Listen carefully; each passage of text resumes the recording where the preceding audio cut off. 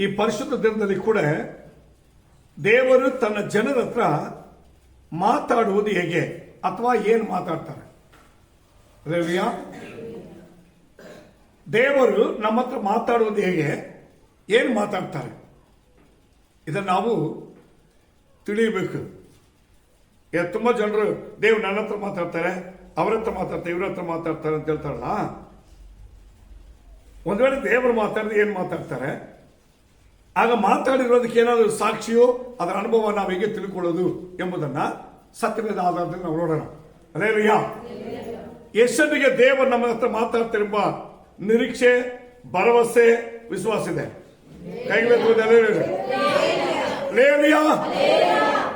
ಆದ್ರೆ ದೇವರು ಹೇಗೆ ಮಾತಾಡ್ತಾರೆ ಎಂಬುದನ್ನು ಕೇಳ್ತಾರೆ. ನೀವು ಒಬ್ಬೊಬ್ರು ಒಂದೊಂದು ಹೇಳ್ತೀರಿ ಅಲ್ವಾ? ಆದ್ರೆ ನಾವು ಹೇಳೋದು ಮುಖ್ಯ ಅಲ್ಲ, ದೇವರು ಏನು ಹೇಳಿದ್ದಾರೆ ಎಂಬುದು ಮುಖ್ಯ. ಅಲ್ಲೇಲೂಯಾ. ಅದು ನಾವು ಹೇಗೆ ತಿಳ್ಕೊಳ್ಬೇಕಂದ್ರೆ ಅದಕ್ಕೆ ನಮ್ಮ ಕೈಲಿರುವುದು ಒಂದೇ ಒಂದು ಪರಿಶುದ್ಧ ಸತ್ಯ ವೇದ. ಪರಿಶುದ್ಧ ಸತ್ಯವೇದವು ದೇವರು ನಮ್ಮ ಸಂಗಡ ಏನು ಮಾತಾಡ್ತಾರೆ, ಹೇಗೆ ಮಾತಾಡ್ತಾರೆ, ಅಥವಾ ಅವ್ರ ಮಾತು ಏನು ಎಂಬುದನ್ನ ತುಂಬಾ ವಿಷಯಗಳಿದೆ. ಅದರಲ್ಲಿ ಕೆಲವೇ ವಿಷಯಗಳನ್ನ ಈ ಸಮಯ ನಾವು ಸತ್ಯವೇದ ನೋಡೋಣ. ಮೊದಲನಾಗಿ ಹೋದ್ರಿ, ದೇವರು ವಿಶ್ವಾಸದಲ್ಲಿ ಬಂದು ದೇವರ ಸಭೆಯಲ್ಲಿ ದೇವರ ಮಕ್ಕಳಾಗಿ ದೇವರ ಮೇಲೆ ವಿಶ್ವಾಸ ಇಟ್ಟು ಬಂದ ಮಕ್ಕಳನ್ನ ದೇವರು ಫಸ್ಟ್ ಅವ್ರ ಹತ್ರ ಮಾತಾಡೋ ಒಂದು ಶಬ್ದ ಇದೆ. ಅದೇನಂದ್ರೆ ಓದ್ಬಿಡೋಣ. ಮತ್ತಾಯ ಬರೆದ ಸುವಾರ್ತೆ 16:15-18 ವಾಕ್ಯದವರೆಗೆ ಓದುವಾಗ,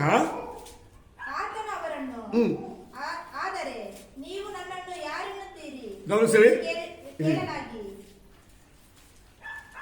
ದೇವರನ್ನು ಯಾರು ಎಂಬುದಾಗಿ ತಿಳ್ಕೊಂಡವರು ಈಗ ದೇವರ ಮಕ್ಕಳು ನಾವು, ಹೌದಲ್ಲ? ವಿಶ್ವಾಸ ಬಂದವರೆಲ್ಲ ಯಾರು? ಯೇಸುವನ್ನೇ ಯಾರಿಂದ ತಿಳ್ಕೊಂಡವರು. ಪಾಪ ಶಾಪದಿಂದ ರಕ್ಷಿಸುವ ದೇವರು ಅವರೇ, ನಮಗೋಸ್ಕರವಾಗಿ ಪ್ರಾಣ ಕೊಟ್ಟ ದೇವರು ಅವರೇ. ಪಾದಾಳದಲ್ಲಿ ಮರಣವನ್ನ ನಮ್ಮ ಮರಣವನ್ನ ತಾನೇ ಹೊತ್ತುಕೊಂಡು ಸೈತಾನನ ಜಯಿಸಿ ಅವನ ತಲೆಯನ್ನು ಚಚ್ಚಿ ಈ ಭೂಮಿಯಲ್ಲಿ ಮೃತ್ಯುಂಜಯನಾಗಿ ನಮಗೋಸ್ಕರವಾಗಿ ಎಂದೆಂದಿಗೂ ಜೀವಿಸುವ ದೇವರು. ಅಲ್ಲೇಲೂಯಾ. ಏಸಾಮಿ ಮೊದಲಾಗಿ ಶಿಷ್ಯರಂತ ಕೇಳಿದ ಅನೇಕ ಅಂಶಗಳಲ್ಲಿ ನಾವು ಇವತ್ತು ನಿಮ್ಮ ಮುಂದೆ ಇಡುವಂತ ಮೊದಲನೇ ಅಂಶ, ಶಿಷ್ಯರು ನೋಡಿ ನೀವು ನನ್ನ ಯಾರಂತ ತಿಳ್ಕೊಂಡಿದ್ರಿ. ಅವಾಗ ಶಿಷ್ಯ ಮಂಡಳಿಯಲ್ಲಿ ಇರುವಂತಹ ಜನರಲ್ಲಿ ಅಪೋಸ್ತಲರಾಗಿರುವಂತ 12 ಜನರಾಗಿರುವಂತ ಯೇಸುವಿನ ಅಪೋಸ್ತಲ ಎಂಬ ಶಿಷ್ಯರಲ್ಲಿ ಒಬ್ಬನು ಏನಂತ ಗೊತ್ತಾ? ನೀನು ಜೀವ ಸ್ವರೂಪನಾಗಿರುವ ದೇವರ ಕುಮಾರನಾಗಿರುವಂತ ಕ್ರಿಸ್ತನು ಅಂತ ಹೇಳ್ತಾರೆ. ಎಷ್ಟು ಹೇಳ್ತಾರೆ? ಪರಲೋಕದಿಂದ ಭೂಮಿಗೆ ಬಂದ ದೇವ ಕುಮಾರನಾಗಿ ಮಗನಾಗಿದ್ದ ಮನುಷ್ಯನಾಗಿ ಬಂದ ನಮಗಾಗಿ ಶಿಲುಬೆ ಮೇಲೆ ಪ್ರಾಣ ಕೊಟ್ಟು ಸತ್ತು ಜೀವಿತನಾಗಿ ಎದ್ದು ಬರುವಂತ ಕ್ರಿಸ್ತನು. ಆ ಪದ ನೋಡ್ರಿ, ನೀನು ಬರಬೇಕಾಗಿರ್ಬೇಕು. ಆಗ ಮುಂದೆ ಇರೋರನ್ನ ಬರಬೇಕಾದ್ರೆ ಅರ್ಥ ಗೊತ್ತಾ? ನೀವು ನಮಗೋಸ್ಕರವಾಗಿ ಪ್ರಾಣ ಕೊಟ್ಟು ಪಾತಾಳ ಕೆಳೆದು ಸೈತಾನ ಜಯಿಸಿ ಮರಣವನ್ನು ಜಯಿಸಿ ನೀವು ಮರಣವನ್ನು ಹೊಂದಿ ತಿರುಗಿ ಪುನರ್ಜೀವ ಪಡ್ಕೊಂಡು ಜೀವಿತರಾಗಿ ಎದ್ದು ಬರುವುದು. ಇದು ಅದರ ಅರ್ಥ. ಬರಬೇಕಾಗಿರುವ ಕ್ರಿಸ್ತನು, ಜೀವ ಸ್ವರೂಪನಾಗಿರುವ ದೇವರ ಕುಮಾರನು. ಅಲ್ಲೇಲೂಯಾ. ಪೂರ್ತಿ ವಿಷಯಗಳನ್ನ ಒಂದೇ ಪಾದದಲ್ಲಿ ಹೇಳ್ಬಿಟ್ಟ.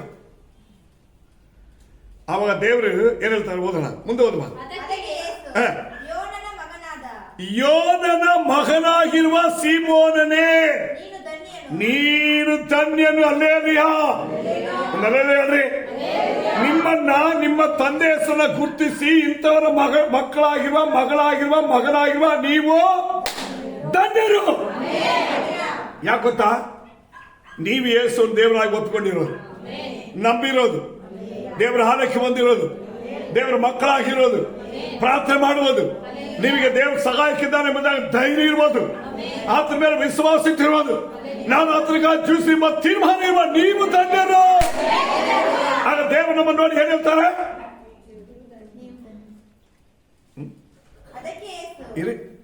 ಏನ್ ಹೇಳ್ತಾರೆ? ಹೇಳ್ತಾರ ಹೇಳುವಾಗಿದ್ದೀರ ನೋಡ್ರಿ. ದೇವರು ನಮ್ಮನ್ನು ಧನ್ಯರಂತ ಹೇಳ್ಬೇಕಂದ್ರೆ ನಮ್ಮ ಒಳಗೆ ಒಂದು ಪ್ರಕಟಣೆ ದರ್ಶನ ಇರಬೇಕು, ಆ ಧೈರ್ಯ ಇರಬೇಕು, ಆ ವಿಶ್ವಾಸ ಇರಬೇಕು, ನಾವು ಅದನ್ನು ಹರಿತವರಾಗಿರ್ಬೇಕು. ನಾನು ನಂಬಿರುವ ಯೇಸು ಯಾರು ಗೊತ್ತಾ? ಆತನು ಜೀವ ಸ್ವರೂಪನಾಗಿರುವಂತ ದೇವರ ಕುಮಾರನಾಗಿರುವ ಯೇಸು ಕ್ರಿಸ್ತನು, ಬರಬೇಕಾಗಿರುವ ಕ್ರಿಸ್ತನು. ಅವತ್ತು ಶಿಷ್ಯರ ತಿಳಿದ ಶ್ರೇಷ್ಠವಾಗಿ ಆಲೋಚನೆ ಫಸ್ಟ್ ಯಾಕೆ ಗೊತ್ತಾ? ಪರಲೋಕದಿಂದ ಭೂಮಿಗೆ ಬಂದ ದೇವರು, ನಮಗಾಗಿ ಸತ್ತು ಜೀವಿತಾಗಿ ಎದ್ದು ಬರುವಂತ ದೇವರು, ಆತನೇ ತಿರುಗಿ ಪರಲೋಕಿಗೆ ಒಯ್ಯಲ್ಪಟ್ಟ ದೇವರು, ಆತ ತಿರುಗಿ ನಮ್ಮನ್ನ ಎದುರುಕೊಂಡು ಆತ ನಮ್ಮದೇ ಸೇರಿಕೊಂಡು ನಿತ್ಯ ಜೀವನ ಕೊಡುವುದಕ್ಕೋಸ್ಕರವಾಗಿ ಬರಬೇಕಾಗಿರುವ ಕ್ರಿಸ್ತನ ಮೊದಲ ಪೂರ್ಣವಾಗಿ ತಿಳಿದಾಗ ದೇವರು ಹೇಳ್ತಾರೆ, ನೀವು ಧನ್ಯರು. ಅದೇಲಿಯಾ ಫಸ್ಟ್ ಸ್ಟಾರ್ಟಿಂಗ್ ಅಲ್ಲಿ ಒಂದು ಪ್ರಸಂಗ ಮಾಡ್ತಾರೆ. ಯೇಸು ಸ್ವಾಮಿ ಬೆಟ್ಟದ ಮೇಲೆ ಕುತ್ಕೊಂಡು ಮತ್ತಾಯ ಮೇಲೆ ಸ್ವತಃ 5ನೇ ಬರುತ್ತೆ. 3ನೇ ವಾಕ್ಯ చదవం ఫస్ట్. ఆత్మ విషయమై దీనులైన వారు ధన్యులు, పరలోక రాజ్యము వారిది. ತನ್ನ ಆತ್ಮದಲ್ಲಿ ದೀನರಾಗಿರೋರು, ಅದರ ಅರ್ಥ ನಮ್ಮ ಆತ್ಮದವನ್ನ ದೇವ್ರ ಮುಂದೆ ತಗ್ಗಿಸುವರು ಫಸ್ಟ್.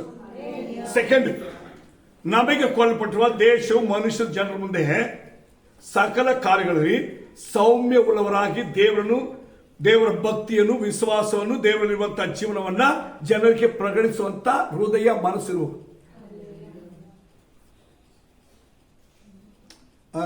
ಒಳ್ಳೆ ದೇವರಂತ ಮನುಷ್ಯಪ್ಪ. ಏನಂತ ಹೇಳೋದು? ಅವ್ರು ದೇವ್ರ ಮಕ್ಕಳಪ್ಪ ಅಂತ ಹೇಳೋದು.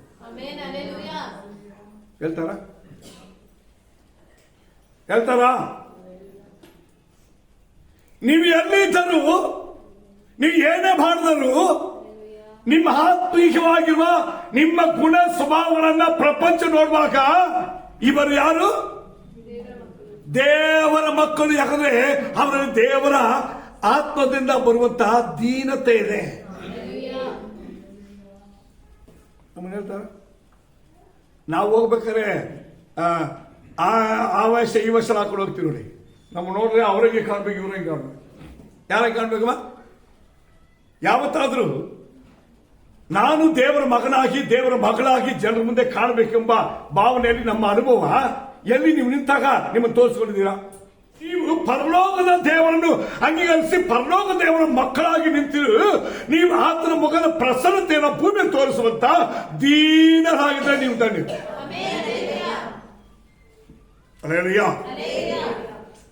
ಸತ್ಯವಾದ ಎಷ್ಟು ಅದ್ಭುತವಾಗಿರ್ತಾರೆ. ನೀವು ಈ ದಿನವೂ ಧನ್ಯರಾಗೋದಕ್ಕೆ ದೇವರು ನಿಮ್ಮನ್ನು ಕರೆದಿದ್ದಾರೆ. ನಿಮ್ಮನ್ನು ಧನ್ಯರು ಎಂಬುದಾಗಿ ಹೇಳ್ತಾರೆ. ಆ ಧನ್ಯರಾಗಿರುವುದಕ್ಕೆ ಜೀವನ ಹೆಂಗಿರ್ಬೇಕಂದ್ರೆ, ಆ ಧನ್ಯರಾಗಿರುವಂತ ಅನುಭವ ಹೇಗಂದ್ರೆ, ಅವರ ಆತ್ಮದಲ್ಲಿ ದೀನರಾಗಿ ಪರಲೋಕ ರಾಜ್ಯಕ್ಕೆ ಹೋಗುವಂತಹ ದೇವರ ಮಕ್ಕಳೆಂಬ ಅನುಭವದಲ್ಲಿ ಬದುಕಬೇಕು. ಇದು ದೇವರು ನಮ್ಮ ಹತ್ರ ಮಾತಾಡಕ್ಕೆ ಸ್ಟಾರ್ಟ್ ಮಾಡಿದ್ರೆ ಇದೆ. ಈ ದೇವರು ಮಾತಾಡೋದು ಏನ್ ಮಾತಾಡ್ತಾರೆ? ಫಸ್ಟ್ ಹೇಳ್ತಾರೆ, ನೀನು ಎದುಬೇಡ ಮಗಳೇ, ನೀನು ಎದುಬೇಡ ಮಗನೇ, ನೀನು ಪರಲೋಕ ರಾಜ್ಯಕ್ಕೆ ಸೇರೋದಕ್ಕೋಸ್ಕರ, ನಿತ್ಯ ಜೀವನ ಪಡೆಯೋದಕ್ಕೋಸ್ಕರ ನಾನು ನಿನ್ನನ್ನು ರಕ್ಷಿಸಿ ತಂದಿದ್ದೀನಿ. ಈ ಪ್ರಪಂಚದ ಕಷ್ಟ, ಚಿಂತೆ, ಯೋಚನೆ ಬಗ್ಗೆ ನೀನು ತಲೆ ಕೆಡಿಸ್ಕೋಬೇಡ. ನಿನ್ನ ಆತ್ಮದಲ್ಲಿ ನನ್ನ ಆತ್ಮಿಕವಾಗಿರುವ ನನ್ನ ಸ್ವಭಾವ ಗುಣಗಳನ್ನ ತರಿಸಿಕೊಂಡು ನಾನು ದೀನನಾಗಿ ಭೂಮಿಗೆ ಬಂದಿರಲ್ಲ, ಪರಲೋಕದ ಮಹಿಮೆಯನ್ನು ಬಿಟ್ಟು. ಹಾಗೆ ನೀನು ದೀನನಾಗಿ ಇರು. ಇದು ದೇವರು ನಮ್ಮ ಸಹ ಮಾತಾಡಿದ್ದಾರೆ. ಅಥವಾ ನಮ್ಮನ್ನು ಧನ್ಯರು ಎಂದು ಹೇಳಿ ಹೇಳುವಾಗ ನಮ್ಮನ್ನು ಹೊಗಳಿ ನಮ್ಮನ್ನು ಕಣಪಡಿಸಿ ನಿಮಗೆ ಸಹಾಯ ಮಾಡ್ತೀನಿ ಅಂತ ಹೇಳೋದಾದ್ರೆ ನೀವು ಧನ್ಯರು ಎಂದು ಹೇಳೋದಕ್ಕೆ ಮೊದಲಾಗಿರುವ ಅರ್ಥ. ನೆಕ್ಸ್ಟ್ ಯೋಹಾನ ಬರೆದ ಸುವಾರ್ತೆ 1ನೇ ಅಧ್ಯಾಯ 40, 41, 42 3 ವಾಕ್ಯ ಓದಿ. ಯೋಹಾನನ ಮಾತನ್ನು ಕೇಳಿ ಯೇಸುವನ್ನು ಹಿಂಬಾಲಿಸಿದ ಆ ಇಬ್ಬರಲ್ಲಿ ಸಿಮೋನ್ ಪೇತ್ರನ ತಮ್ಮನಾದ ಆಂದ್ರೆಯನು ಒಬ್ಬನು. ಹ್ಮ್. ಇವನು ಮೊದಲು ತನ್ನ ಅಣ್ಣನಾದ ಸಿಮೋನನನ್ನು ಕಂಡುಕೊಂಡು ಅವನಿಗೆ ಮೆಸ್ಸಿಯನು ನಮಗೆ ಸಿಕ್ಕಿದನು ಎಂದು ಹೇಳಿ ಅವನನ್ನು ಯೇಸುವಿನ ಬಳಿಗೆ ಕರಕೊಂಡು ಬಂದನು. ಮೆಸ್ಸಿಯನು ಅಂದರೆ ಕ್ರಿಸ್ತನು. ಯೇಸು ಅವನನ್ನು ನೋಡಿ, ನೀನು ಯೋಹಾನನ ಮಗನಾದ ಸಿಮೋನನು, ಇನ್ನು ಮೇಲೆ ಕೆಫನೆನಿಸಿಕೊಳ್ಳುವಿ ಅಂದನು. Praise the Lord. ಯೋಹಾನನ ಮಾತನ್ನು ಕೇಳಿ ಯೇಸುವನ್ನು ಹಿಂಬಾಲಿಸಿದ ಇಬ್ಬರು, ಒಬ್ಬನ ಹೆಸರು ಸೀಮೋನ್ ಪೇತ್ರನು, ಎರಡನೇದು ಅವನ ಸಹೋದರನಾಗಿರುವಂತ ಆಂದ್ರೇಯ.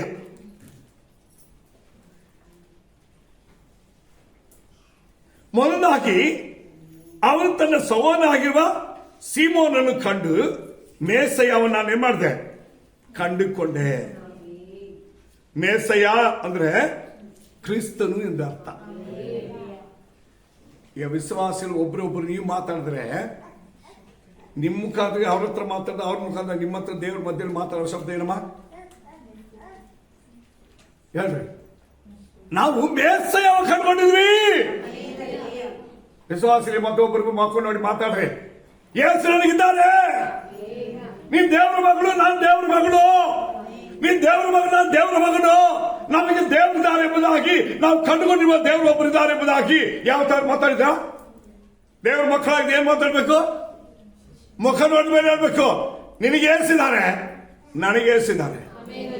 ನಾನ್ ದೇವ್ರ ಮಗಳು, ನೀನ್ ದೇವ್ರ ಮಗಳು, ನೀನ್ ದೇವ್ರ ಮಗಳು, ನಾನ್ ದೇವ್ರ ಮಗಳು. ನೀನು ದೇವ್ರ ವಾಕ್ಯದಲ್ಲಿ ದೇವ್ರ ವಾಕ್ಯದಲ್ಲಿ ನಡಿ, ನಾನು ನಡೀತೀನಿ. ನೀನ್ ಪ್ರೇ ಮಾಡು, ನಾನು ಪ್ರೇ ಮಾಡ್ತೀನಿ. ಇದಕ್ಕಿಂತ ದೊಡ್ಡದು ನಮ್ಮಲ್ಲಿ ಯಾರು? ಈ ಅನುಭವ ಬಂದಿದೆ.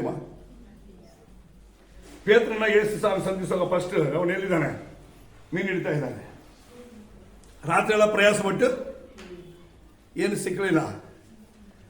ಆಮೇಲೆ ಇವನು ಮೀನು ಹಿಡಿದು ಬಿಡಿದು ಬೇಸತ್ತು ಹೋಗಿದ್ದಾನೆ ಜೀವನದಲ್ಲಿ. ಈಗ ಅಂದ್ರೆ ಏನ್ ಹೇಳ್ತಾರೆ ಗೊತ್ತಾ? ನಮ್ಗೆ ಯಾರು ಸಿಕ್ಬಿಟ್ಟಿದ್ದಾರೆ? ಯಾನಿಗೆ? ನಮ್ಮ ಜೀವನದ ಎಲ್ಲ ಕಾರ್ಯ ಬದಲಾವಣೆ ಮಾಡಲಿಕ್ಕೆ ಒಂದು ದೇವರಿದ್ದಾರೆ, ನಮಗೆ ಸಿಕ್ಕಿಬಿಟ್ಟಿದ್ದಾರೆ. ಅದಕ್ಕೆ ಬೈಬರ್ತದೆ, ದೇವರು ಸಿಕ್ಕುವ ಕಾಲ ಏನ್ ಮಾಡ್ರಿ ನೀವು? ಇಡ್ಕೊಳ್ರಿ, ಇಡ್ಕೊಳ್ರಿ, ಇಡ್ಕೊಳ್ರಿ. ಯಾರು ಹೇಳಿದ್ದು? ಪ್ರವಾದಿಯಾಗಿರುವ ಯೆಶಾಯ. ದೇವ ನಿಮಗೆ ಸಿಕ್ಕುವ ಕಾಲದಲ್ಲಿ ಹಿಡಿದುಕೊಳ್ಳ್ರಿ. ದೇವ್ರು ಯಾವಾಗ ಸಿಗ್ತಾರಮ್ಮ? ನಮ್ಮ ಹತ್ರ ಬರಲಿಕ್ಕೆ ದೇವ್ರ ಮೊದಲಾಗಿರುವ ಮೊದಲನೇ ಸ್ಟೆಪ್, ಪರಲೋಕದಿಂದ ಭೂಮಿಗೆ ಬರುವ ಸ್ಟೆಪ್ ತನ್ನ ಆಲಯ.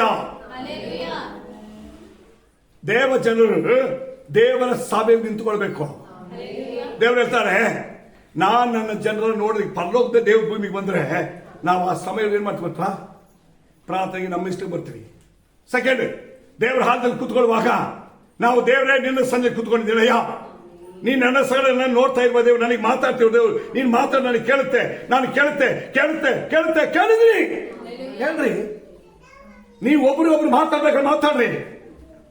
ಇವತ್ತಿನ ನಮ್ಮಲ್ಲಿ ಪ್ರಾರ್ಥನೆ ಕಡಿಮೆ ಆಗಿದೆ, ವಿಶ್ವಾಸ ಕಡಿಮೆ ಆಗಿದೆ, ಭಕ್ತಿ ಕಡಿಮೆ ಆಗಿದೆ. ಒಬ್ರಿಗೊಬ್ರು ಬುದ್ಧಿ ಹೇಳ್ತೀರಾ? ಹೇಳ್ತೀರಮ್ಮ? ನನಗೆ ದೇವರ ಮನುಷ್ಯ ಅಂತ ಮಾತಾಡೋ ಮೊದಲೇ ಮಾತಾಡ ಗೊತ್ತಾ? ನೀವು ಧನ್ಯರು. ಯಾವ ವಿಷಯದಲ್ಲಿ? ನಿಮಗೆ ಸಾಕ್ಷಿ ಇದ್ರೆ, ನೀವು ಒಬ್ಬರೊಬ್ಬರು ಮಾತಾಡಿ ನಡ್ಕೊಳ್ಳೋ ಜೀವನದಲ್ಲಿ ನೀವು ಧನ್ಯರು. ನಿಮ್ಮ ಆತ್ಮದಲ್ಲಿ ನೀವು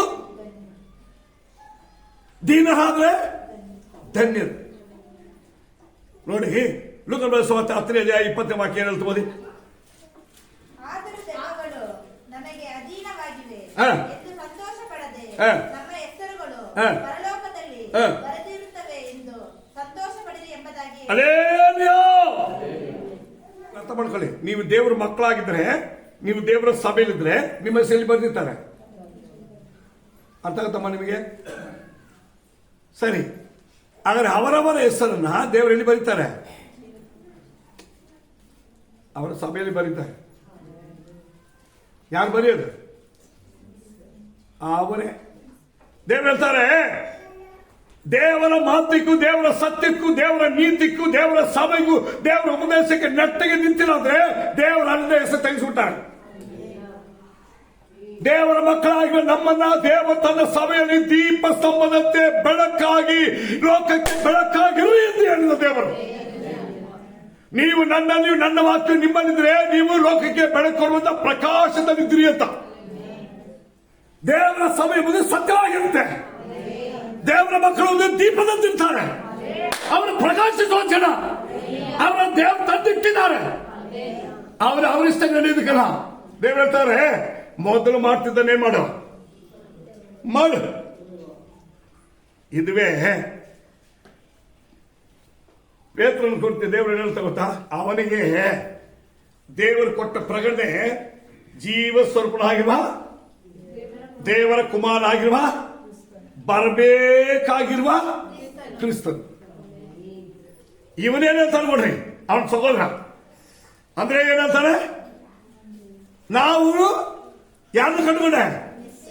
ಮೆಸ್ಸಯ್ಯನೇ ಕಂಡುಕೊಂಡಂತ. ಇವರೇ ಅಣ್ಣ ತಮ್ಮ. ಬೈಬಲ್ ಹೇಳ್ತದೆ, ಇಲ್ಲಿ ನೋಡಿ, ನೀವು ಧನ್ಯರು, ನೀವು ಹಿಂಗೆ ದೇವರನ್ನು ಕಂಡುಕೊಂಡಿದ್ದರೆ, ಹಿಂಗೆ ದೇವರು ನಿಮಗಿದ್ದಾರೆ ಎಂಬುದಕ್ಕೆ ತಿಳುವಳಿಕಿದ್ದಾರೆ. ಈಗ ದೇವರು ನಿಮ್ಮನ್ನು ದೇವರ ನೀವು ಇಂಥ ಅನುಭವವಾಗಿದ್ದಾರೆ. ನೀವು ಧನ್ಯರು. ಅಂದ್ರೇಯ ಧನ್ಯನು, ಸೀಮೋನನು ಧನ್ಯನು, ಇಂಥವ್ರ ಮಗನಾಗಿರುವ ಇವರೇ. ಈ ನಮ್ಮನ್ನು ಕುರಿತು ದೇವರಿಗೆ ಹೇಳ್ತಾರಮ್ಮ, ಹೇಳ್ರಿ. ಇವತ್ತು ದೇವ ಜನರಾಗಿ ನಮ್ಮನ್ನ ದೇವರು ನೋಡಿ, ಇಂಥವರ ಮಗನೇ, ಇಂಥವರ ಮಗಳೇ ಎಂಬುದಾಗಿ ನಮ್ಮನ್ನು ಗುರುತಿಸಿ, ನೀವು ಧನ್ಯರು, ನಾನು ನಿಮಗೆ ದೇವರಾಗಿದ್ದೀನಿ, ನೀವು ನನ್ನ ಯಾರು ಕಂಡುಕೊಂಡಿದ್ದೀರಿ, ಮೇಸಯ್ಯ ಎಂಬುದಾಗಿ ಕಂಡುಕೊಂಡಿದ್ದೀರಿ ಅಲ್ವಾ? ಈ ಅನುಭವ ಇದೆಯಾ?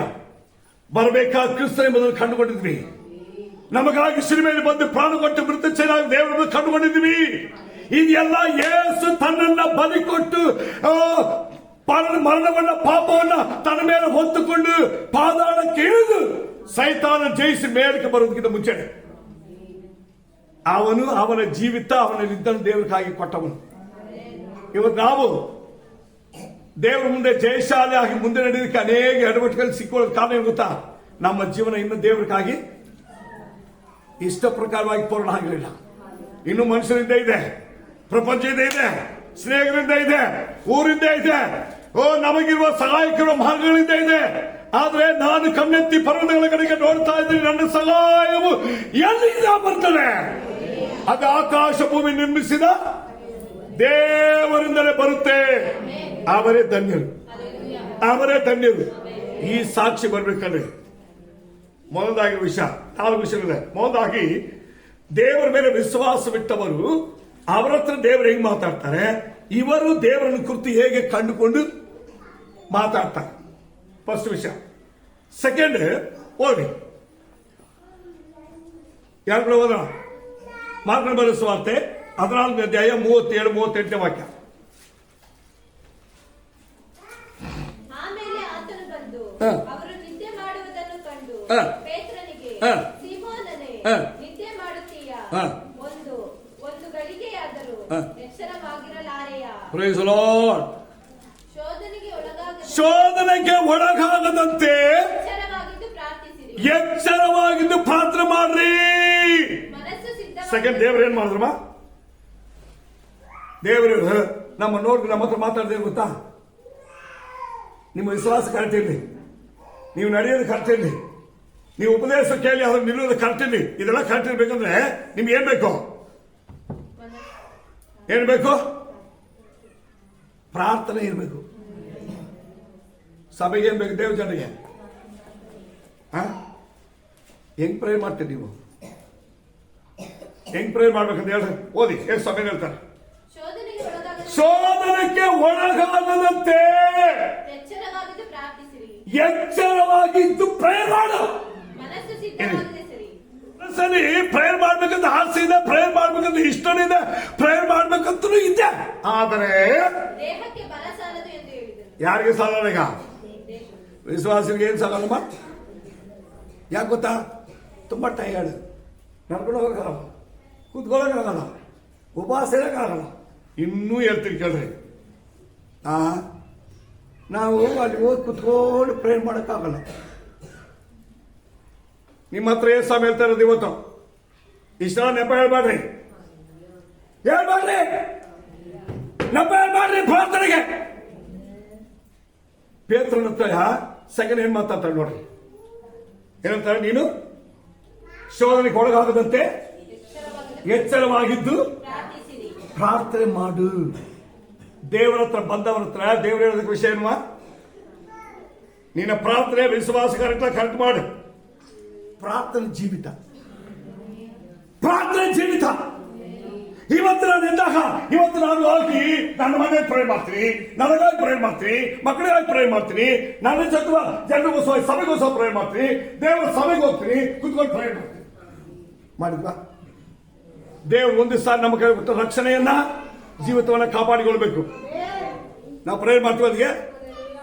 ನಿನ್ನ ದೇವರೆತ್ತಿ ಮೇಲೆ ಕೆಲಸೋದಕ್ಕೆ ನಿನ್ನ ಜೀವನಕ್ಕೆ ಕೊಡ್ತಾ ಇರೋದು ಫಸ್ಟ್ ಪ್ರಾರ್ಥನೆ ಜೀವಿತ, ಸಾಕ್ಷಿಗಳ ಜೀವಿತ. ಸೆಕೆಂಡ್ ಉಪವಾಸ, ಪ್ರಾರ್ಥನೆ ಜೀವಿತ. ಮುಂದಿನಾಗೇನು? ವಿಶ್ವಾಸ ಕಡಿಮೆ. ಲೂಕನ ಬರೆದ ಸುವಾರ್ತೆ 22ನೇ ಅಧ್ಯಾಯ 31ನೇ ವಾಕ್ಯ ಓದಿ.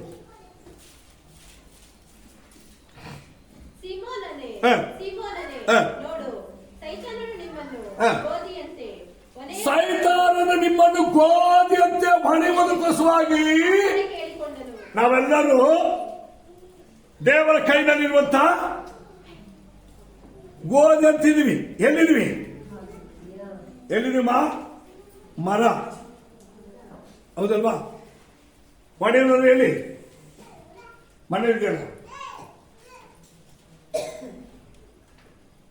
ಅಲ್ಲಿ ಏನ್ ಮಾಡ್ತಾರೆ ಅಂದ್ರೆ ಒಳ್ಳೆ ಕಾಳುಗಳನ್ನು ಒಟ್ಟನ್ನ. ಹಾಗಾದ್ರೆ ಹೇಳ್ತಾರೆ, ನಿನ್ನ ವಿಶ್ವಾಸ ಎಷ್ಟಿದೆ?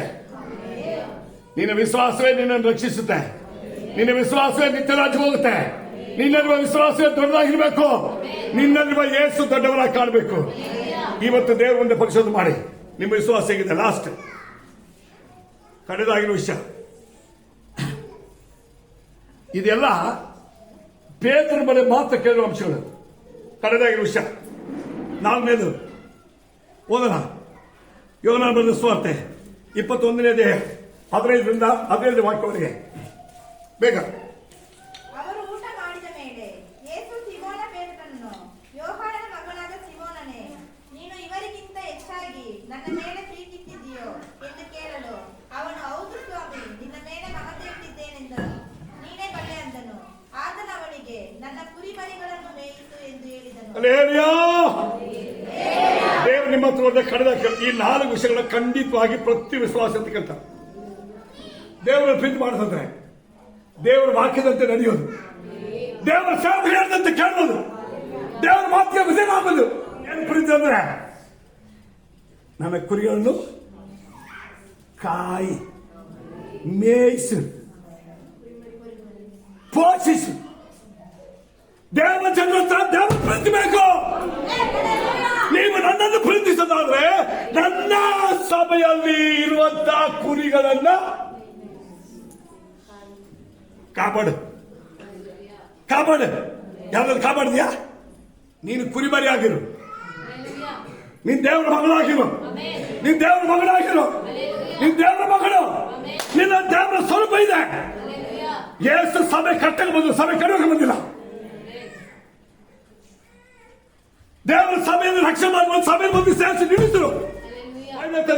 ನಿನ್ನಲ್ಲಿ ದೇವರ ಪ್ರೀತಿ ಇದ್ದರೆ ದೇವರ ಹೇಳ್ತಾರೆ, ನಾನು ಪ್ರೀತಿಸುವವರನ್ನ ಅವರು ಹಿತಕ್ಕೋಸ್ಕರವಾಗಿ ನಾನು ಮಾಡುವ ಅದ್ಭುತ ಇದೆಯಲ್ಲ ಅದು ಯಾರು ಕಣ್ಣಿಗೆ ಕಾಣಲ್ಲ, ತೋರಿ ಬರಲ್ಲ, ಯೋಚನೆಗೆ ಬರಲ್ಲ. ನಾನಂತ ಅದ್ಭುತ ಸ್ವರೂಪನು. ಆ ದೇವರು ನಮ್ಮ ದೇವರು, ಆ ದೇವರು ನಮ್ಮ ದೇವರು, ಆ ದೇವರು ನಮ್ಮ ದೇವರು. ಯೋಚನೆ ಮಾಡಿದ್ರ? ದೇವರನ್ನು ಪ್ರೀತಿ ಮಾಡ್ರಿ, ದೇವರನ್ನು ಪ್ರೀತಿ ಮಾಡ್ರಿ. ಯೇಸು 3 ವಿಷಯಗಳು ಹೇಳಿದ. ಒಂದು ಓದಮ್ಮ. ಫಸ್ಟ್ ನನ್ನ ಕುರಿಗಳನ್ನ ಮೇಯಿಸು. ಈ ಕುರಿಗಳಮ್ಮ ಬೈಬಲಲ್ಲಿ ಸೇವಕನ ಮಾತನ್ನು ಕೇಳಿ ದೇವರ ಸಭೆಯಲ್ಲಿ ರಕ್ಷಣೆ, ವಿಶ್ವಾಸ, ಭಕ್ತಿ, ಉಪದೇಶದಲ್ಲಿ ಕಡೆವರೆಗಿರುವವರು. ಬೇರೆ ಯಾರಲ್ಲ ಕುರಿ. ನಿಮಗೆ ಪ್ರೀತಿಸಬೇಕು, ನಿಮಗೆ ದೇವರಿಗೆ ಏನೋ ಉಪಯೋಗ ಮಾಡ್ಬೇಕಂದ್ರೆ ಸಭೆಯಲ್ಲಿ ದೇವರ ಮಾತು ಕೇಳುವವರು, ಸೇವಕರ ಮಾತು ಕೇಳುವವರು, ದೇವರ ಆಲೋಚನೆ ನಿಂತು ನಡೆಯುವವರು ಮಧ್ಯದಲ್ಲಿ ನಿಮ್ಮ ಕಾರ್ಯ ಏನ್ ಬೇಕಾಗಿರಲಿ, ಪರವಾಗಿ ನಿಮಗೆ ಫಲ ಇದೆ. ನೀವು ದೇವರನ್ನು ಪ್ರೀತಿ ಮಾಡ್ರಿ, ದೇವರನ್ನು ಪ್ರೀತಿ ಮಾಡ್ರಿ. ಕುರಿಗಳನ್ನು ನನ್ನ ಕುರಿ ಮರಿಗಳನ್ನು ಮೇಯಿಸಿ. ಫಸ್ಟ್ ನನ್ನ ಕುರಿ ಮರಿಗಳನ್ನು ನೋಡಿ, ಕುರಿ ಮರಿ ಅಂದ್ರೆ ಏನು? ಕುರುಬನ ಹಿಂದೆ ಅವನ ಹೆಜ್ಜೆ ನೋಡಿ ಹೋಗುವಂತ ಮರಿಗಳು. ನಾನು ತಿರುಗಾಡುವ ಸಭೆ, ನಿಲ್ಲುವ ಸಭೆ, ಆದ್ರೆ ಇವಾಗ ಉಪದೇಶ ಅಂತ ನಡೆಯುವಂತ ದೇವ ಜನರಿಗೆ ಕುರಿ ಮರಿ ಅಂದ್ರೆ ಕುರಿ ಮರಿ ಎಂಬುದು ಕುರುಬನಾಗಿರುವ ನನ್ನ ಸೇವಕರ ಮಾತನ್ನು ಕೇಳಿ ಮರಿಗಳಂತೆ ನಡ್ಕೊಳ್ಳೋರು.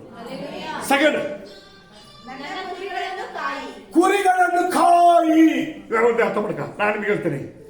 ಆ ಒಂದು ಕುರಿ, ಈ ಒಂದು ಕುರಿ, ಈ ಒಂದು ಕುರಿ, ಆ ಒಂದು ಕುರಿ ಏನ್ ಮಾಡುತ್ತೆ ಗೊತ್ತಾ? ಅದೆಲ್ಲ ತಿರುಗುತ್ತೆ. ದೇವರ ಮಕ್ಕಳ ಪ್ರೀತಿ ಎಂಬುದು, ದೇವರನ್ನು ಪ್ರೀತಿ ಎಂಬುದು ದಾರಿ ತಪ್ಪುವವರನ್ನ, ವಿಶ್ವಾಸವನ್ನು ತಪ್ಪುವವರನ್ನ, ದೇವರ ಸೇವಕರ ಮೀರಿ ಹಾಗೆ ಹೀಗೆ ತಿರುಗಾಡುವವರನ್ನ ಬುದ್ಧಿಯಾಗಿ ನಿಲ್ಲಿಸಲು. ಇದಕ್ಕೆ ದೇವರ ಪ್ರೀತಿ. ದೇವರ ಪ್ರೀತಿ ಎಂಬುದು ಎಲ್ಲದಕ್ಕಿಂತ ಮೇಲಾಗಿರುವಂತಹ ಪ್ರೀತಿ. ಅದು ಯಾವುದಕ್ಕೆ ಬಗ್ಗಲ್ಲ. ಆ ಪ್ರೀತಿಯನ್ನು ಯಾರು ಕೆಚ್ಚಗಾಗಲ್ಲ. ಆ ಪ್ರೀತಿಗೆ ಸೋಲಿಲ್ಲ.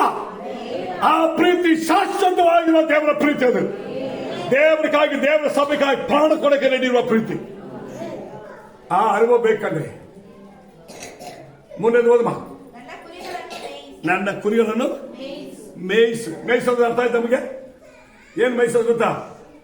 ಒಂದು ಕುರಿ ಕಷ್ಟ ಇದೆ, ನೀವು ಹೋಗಿ ಏನ್ ಮಾಡ, ಜೊತೆ ಕೂತ್ಕೊಂಡು ಪ್ರೇಯರ್ ಮಾಡಿ, ಸಭೆಯಲ್ಲಿ ಕರೆಸಿ ಬಾಬಾ ಪ್ರೇಯರ್ ಮಾಡೋಣ, ಬಾಸೋದನ್ನ ಪ್ರೇಯರ್ ಮಾಡುತ್ತೆ, ಕೂತ್ಕೊಂಡು ಪ್ರೇಯರ್ ಮಾಡಿ. ಇದೇ ಮಾತನ್ನ ಹೆಂಡತಿ ಒಳ್ಳೆ ವಿಶ್ವಾಸ ಆಗಿದ್ರೆ ಗಂಡನ ಸರಿ ಮಾಡು, ಗಂಡ ಒಳ್ಳೆ ವಿಶ್ವಾಸ ಆಗಿದ್ರೆ ಹೆಂಡತಿಯನ್ನ ಸರಿ ಮಾಡು. ನೀವಿಬ್ರು ಒಳ್ಳೆ ವಿಶ್ವಾಸ ಆದ್ರೆ ಮಗನನ್ನ ಸರಿ ಮಾಡು, ಮಗಳನ್ನ ಸರಿ ಮಾಡು. ನೀವಿಬ್ರು ಒಳ್ಳೆ ವಿಶ್ವಾಸ ಆಗಿದ್ರೆ, ಹತ್ಯೆ ಆಗಿದ್ರೆ ನೀನ್ ಸೊಸೆಯನ್ನು ಸರಿ ಮಾಡು. ಸೊಸೆ ಈ ವಿಶ್ವಾಸ ಜೀವನ, ವಿಶ್ವಾಸ ಅಂತ ಬಂದ್ರಪ್ಪ ಪ್ರಯಾಸ ಪಟ್ಟಿದ್ದೀರಾ? ಪ್ರಯಾಸ ಪಟ್ಟಿದ್ದೀರಮ್ಮ? ತಪ್ಪು ಬರಲ್ಲ ಅಂತ ನಾನು ಹೇಳಲ್ಲ, ಕೊರತೆ ಬರಲ್ಲ ಅಂತ ಹೇಳಲ್ಲ. ಯಾರ ಎಲ್ಲರ ಬರುತ್ತೆ. ಸರಿ ಮಾಡೋದಕ್ಕೆ ಕೂತ್ಕೊಂಡ್ರೆ, ಕಣ್ಣು ಮುಚ್ಕೊಂಡ್ರೆ ನಿಮ್ಮ ಮನಸ್ಸಲ್ಲಿ ಯಾರ್ಯಾರು ಹೆಂಗಿದ್ದಾನೆಂಬ ಭಾವನೆ, ನಿಮಗೆ ಆತ್ಮ ಭಾರ ಬಂದರೆ ಅವನಲ್ಲಿ ಏನೇನು ಗುಣ ಸ್ವಭಾವ ಇದೆ, ಏನ್ ಸರಿ ಎಂಬುದು ನಿಮಗೆ ಗೊತ್ತಾಗುತ್ತೆ. ಗೊತ್ತಾದಾಗ ನೀವೇ ಬಾಯ್ತಾರೆ, ದೇವರೇ ನನ್ನ ದೃಶ್ಯ ನಿಂಗೆ ಕಾಣ್ತಾ ಇದೆ, ದೇವರನ್ನು ಸರಿಯಾ ತಪ್ಪ, ಸರಿ ಇದ್ರೆ ಕರೆಕ್ಟಾಗಿ ಅವ್ರ ಆಶ್ವಾಸು, ಸರಿ ಇಲ್ಲ ಅಂದ್ರೆ ಅವ್ರನ್ನ ತಿಂದು ಬಡಿಸೋ. ಬೇರೆ ಮಾಡಿದ್ರ? ನೀನ್ ನಿಂತ ದೇವರೇ ನನ್ನನ್ನು ನಡೆಸಿದ ಹಾಗೆ ಈ ನನ್ನ ಜನರನ್ನ, ಈ ನನ್ನ ಕುಟುಂಬವನ್ನ, ಈ ನನ್ನ ದೇಶವನ್ನ, ಈ ನನ್ನ ನೆಂಟನ, ಈ ನನ್ನ ಸಭೆ ನಡೆಸು. ಸಾಕು ಸಾಕು. ಏನ್ ಮಾಡ್ತೀರ? ಹಂಗೆ ಪ್ರೀತಿ ಮಾಡಿ, ಕಡೆವರೆಗೆ ಹಂಗೆ ಇರು. ದೇವ್ರು ನಿನ್ನನ್ನು ಕಟ್ತಾರೆ, ನನ್ನ ಮಕ್ಕಳನ್ನು ಕಟ್ತಾರೆ, ನನ್ನ ಕುಟುಂಬವನ್ನು ಕಟ್ತಾರೆ. ದೇವ್ರು ಕೇಳ್ತಾರೆ. ಈ 4 ವಿಷಯವನ್ನು ಕೇಳಿದ್ರೆ ಮೊದಲಾಗಿ ಹೇಳ್ಬಿಡ್ತೀನಿ. ಮೊದಲಾಗಿ ಏನ್ ಹೇಳ್ತಾರೆ? ನೀವು ಧನ್ಯರು, ನಿಮ್ಮ ಹೆಸರು ಪರಲೋಕ ರಾಜ್ಯದಲ್ಲಿ ಬರೆಯಲ್ಪಟ್ಟಿದೆ, ನೀವು ದೇವರ ಸಭೆಯಲ್ಲಿ ಒಂದು ಅಂಗವಾಗಿದ್ದೀರಿ, ದೇವರು ನಿಮ್ಮನ್ನ ಇಲ್ಲೇ ಇಟ್ಟಿದ್ದಾರೆ. ನಿಮ್ಮನ್ನ ಏನ್ ಮಾಡಿದ್ರೆ ಮರದಲ್ಲಿ ಒಣದು ಇಲ್ಲೇ ಇಟ್ಟಿದ್ದಾರೆ. ಎರಡನೇದು, ನಿಮ್ಮಲ್ಲಿರುವಂತ ವಿಶ್ವಾಸ ಜೀವನ. ವಿಶ್ವಾಸ ಜೀವನ ಹೆಂಗಿದೆ ಅಂದ್ರೆ ಪ್ರಾರ್ಥನೆ ಜೀವಿತ. ನಿಮ್ಮ ಪ್ರಾರ್ಥನೆ ಹೆಂಗಿದೆ? ದೇವರ ಮುಂದೆ ತಗ್ಗಿಸಿ ಶೋಧನೆ ಬರೋದಕ್ಕಿಂತ ಮುಂಚೆ ಎಚ್ಚರವಾಗಿದ್ದು ನಿಮ್ಮ ಪ್ರೇಯರ್ ಹೇಗಿದೆ? 3ನೇದು, ನಿಮ್ಮ ವಿಶ್ವಾಸ ಜೀವಿತ ಹೇಗಿದೆ? 4ನೇದು, ದೇವರ ಮೇಲೆ ಇಟ್ಟ ಪ್ರೀತಿ ಹೇಗಿದೆ? ಈ 4 ಕಾರ್ಯಗಳು ದೇವರು ಕೇಳ್ತಾರೆ. ನಮ್ಮನ್ನ ಪರಿಶೋಧನೆ ಮಾಡೋಣ. ದೇವರಿಗೆ ಈ 4 ವಿಷಯಗಳು ನಿಮ್ಮ ಹತ್ರ ಮಾತಾಡ್ಬೇಕಂತ ಆಸೆ. ನಿಮ್ಮ ಜೀವಿತನ ಇವತ್ತು ಪರಿಶೋಧನೆ ಮಾಡ್ರಿ. ನಿಮ್ಮ ಸಾಕ್ಷಿಯ ಜೀವನವು ಹೆಂಗಿದೆ? ನಿಮ್ಮ ಪ್ರಾರ್ಥನೆ ಜೀವಿತ ಹೆಂಗಿದೆ? ನಿಮ್ಮ ವಿಶ್ವಾಸ ಜೀವಿತ ಹೆಂಗಿದೆ? ನೀವು ದೇವರನ್ನು ಪ್ರೀತಿಸುವ ಜೀವಿತ ಹೆಂಗಿದೆ? ಒಂದ್ಸಾರಿ ಪರಿಶೋಧನೆ ಮಾಡಿ. ಅದು ಎಲ್ಲದಕ್ಕಿಂತ ಮೇಲಾಗಿದೆಯೋ? ಅದು ದೇವರು ಮೆಚ್ಚಿಸುವಂತ ವಿಶ್ವಾಸವಾಗಿದೆಯೋ? ಇವತ್ತು ನಿಮ್ಮನ್ನು ನೀವು ಪರಿಶೋಧನೆ ಮಾಡಿ. ಶೋಧನೆಗಳಲ್ಲಿ ಎಚ್ಚೆತ್ತುಕೊಂಡು ಅದನ್ನು ತಪ್ಪಿಸಿಕೊಳ್ಳಕ್ಕೆ, ಶೋಧನೆಗೆ ಒಳಗಾಗದ ರೀತಿಯಲ್ಲಿ ಮಾಡುವಂತಹ ಪ್ರಾರ್ಥನೆ ಇದೆಯೋ? ಉಪವಾಸವಿದೆಯೋ? ನಿಮ್ಮ ಜೀವಿತವು ದೇವರಿಗೆ ಸಾಕ್ಷಿ ಆಗಿದೆಯೋ? ಕತ್ತು ಮುಂದೆ ಪರಿಶೋಧನೆ ಮಾಡೋಣ. ಈ ಭೂಮಿಯಲ್ಲಿ ಬದುಕಿರುವ ಪ್ರತಿ ದಿನವೂ ನೀವು ಕರ್ತನಿಗೆ ಮಹಿಮೆಯ ಸಾಕ್ಷಿ ಆಗಿರೋದಕ್ಕೆ ಒಂದು ಸಾರಿ ಪರಿಶೋಧನೆ ಮಾಡಿ. ಹಲ್ಲೆಲೂಯಾ. ಭೂಪರಲೋಕದ ಒಡೆಯನಾಗಿ ಸುರಿಸಿದ ದೇವರೇ, ಈ ಒಳ್ಳೆ ಸಮಯಕ್ಕಾಗಿ ಸ್ತೋತ್ರ ರಾಜ. ನಿನ್ನ ಮಹಿಮೆಯ ಹಸ್ತದಲ್ಲಿ ಕರ್ತನೆ ನಿನ್ನ ಮಕ್ಕಳು ಒಬ್ಬೊಬ್ಬರನ್ನು ಸಮರ್ಪಿಸ್ತೀನಿ ರಾಜ. ನೀನು ನಿನ್ನ ಜನರ ಹತ್ರ ಮಾತಾಡುವುದು, ಅವರಲ್ಲಿ ಎದುರು ನೋಡುವಂತ ಅವರ ವಿಶ್ವಾಸವುಳ್ಳ ಒಂದು ಜೀವಿತವು, ನಿನ್ನ ಮೇಲಿಟ್ಟ ವಿಶ್ವಾಸದ ಅನುಭವವು ಈ ಭೂಮಿಯಲ್ಲಿ ಹೇಗೆ ಇರಬೇಕೆಂಬುದಾಗಿ ನೀನು ಎದುರು ನೋಡ್ತಾ ಇರುವಂತ ನಿನ್ನ ಬರವಣಿಗೆಯಲ್ಲಿ ಇರಬೇಕಾಗಿರುವ ವಿಶ್ವಾಸ ಬಲವು, ವಿಶ್ವಾಸ ಜೀವಿತವು, ಪ್ರತ್ಯೇಕಿಸಲ್ಪಟ್ಟ ವಿಶ್ವಾಸದ ಅನುಭವವು ನಿನ್ನ ಮಕ್ಕಳು ಒಬ್ಬೊಬ್ಬರಲ್ಲಿ ಉಂಟಾಗೋದಕ್ಕೆ, ನಿನ್ನ ಬರವಣಿಗೆಯಲ್ಲಿ ನಿನ್ನ ಮುಂದೆ ನಿಲ್ಲುವಂತ ಉತ್ತಮ ಸಾಕ್ಷಿಯಾಗಿ ನಿಲ್ಲುವುದಕ್ಕೆ ಈ ಜೀವಿತದಲ್ಲಿ ದೇವರೇ ಎಲ್ಲದಕ್ಕಿಂತ ಮೇಲಾಗಿ ನಿಮ್ಮನ್ನೇ ಪ್ರೀತಿ ಮಾಡೋದಕ್ಕೆ ನಿನ್ನ ಮಕ್ಕಳು ಒಬ್ಬೊಬ್ಬರನ್ನ ಬಲಪಡಿಸು ರಾಜ. ಒಬ್ಬೊಬ್ಬರನ್ನು ಬಲಪಡಿಸು ರಾಜ. ಒಬ್ಬೊಬ್ಬರನ್ನು ಬಲಪಡಿಸು ರಾಜ. ದುಷ್ಟ ಸೈತಾನ ಒಬ್ಬೊಬ್ಬರ ಮೇಲೆ, ಕುಟುಂಬದ ಮೇಲೆ, ಪ್ರಯಾಸದ ಮೇಲೆ, ಅವರ ಆಶೀರ್ವಾದಗಳ ಮೇಲೆ, ಅವರ ಪ್ರಯಾಸಗಳ ಕಾರ್ಯಗಳ ತಡೆಯಾಗಿರುವಂತ ಸಕಲ ತಡೆಗೋಡೆಗಳು ಯೇಸು ನಾಮದಲ್ಲಿ ಕೆಳವಲ್ಪಡಲಿ. ಯೇಸು ನಾಮದಲ್ಲಿ ಕೆಳವಲ್ಪಡಯ್ಯ. ಒಬ್ಬೊಬ್ಬರು ನಿನ್ನ ಜನ ನಿನ್ನ ಸಭೆಯನ್ನು ಕಟ್ಟೋದಕ್ಕೆ, ನಿನ್ನ ರಾಜ್ಯವನ್ನು ಕಟ್ಟುವುದಕ್ಕೆ, ನೀತಿಯನ್ನು ಕಾಪಾಡುವುದಕ್ಕೆ ಒಬ್ಬೊಬ್ಬರನ್ನು ಬಲಪಡಿಸು ರಾಜ. ಅದ್ಭುತ ಮಾಡು. ನಿನ್ನ ನಾಮದಲ್ಲಿ ಮಹತ್ವ ಕಾರ್ಯ ಉಂಟಾಗುತ್ತೇವ್ರೆ ಯೇಸು ನಾಮದಲ್ಲಿ ತಂದೆ. Amen, amen.